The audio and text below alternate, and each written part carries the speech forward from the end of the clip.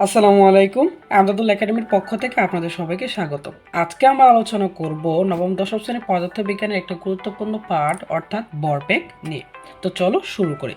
তো প্রথমে আমরা জেনে নিই যে বস্তুর ভরবেগটা আসলে কি বা কাকে বলে।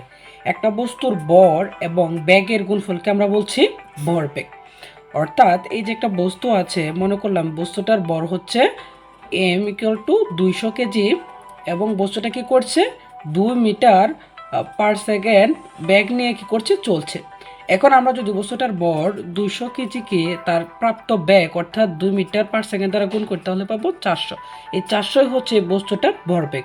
অর্থাৎ একটা বস্তুর ভর যদি m হয় এবং বেগ যদি b হয় তাহলে এই যে বস্তু ভর এবং বেগকে গুণ করলে আমরা একসাথে যেই রাশিটা পাই সেটাকে আমরা বলছি বস্তুর ভর বেগ। তো এখন আসলে জানি যে ভরবেগের এককটা আসলে কি। আমরা জানি এই ভরের একক হচ্ছে কেজি এবং বেগের একক হচ্ছে মিটার পার সেকেন্ড। তাহলে ভরের একক হলো কেজি মিটার পার সেকেন্ড। এখন আসি যে ভরবেগের মাত্রাটা আসলে কি। ভরের মাত্রা হচ্ছে এম এবং বেগের মাত্রা হচ্ছে এল পার টি। অর্থাৎ ভরবেগের একক হচ্ছে ভরবেগের মাত্রা হচ্ছে এম এল পার টি। এখানে আদি ভরবেগ এবং শেষ ভরবেগ নিয়ে একটা কথা আছে।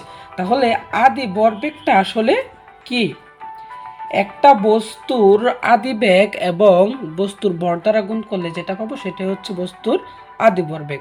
অর্থাৎ এই বস্তুটার যদি ভর ছিল 200 কেজি এবং বস্তুটার আদি বেগ যদি থাকতো 1 মিটার পার সেকেন্ড তাহলে বস্তুটার ভর এবং আদি বেগ বি দ্বারা গুণ করলে যে ফলটা পেতাম সেটা হয়ে যেত কি ভরবেগ, মানে আদি ভরবেগ। আর আদি ভরবেগ হচ্ছে কি এম ইউ, কারণ আমরা আদি বেগকে ইউ দ্বারা প্রকাশ করে থাকি।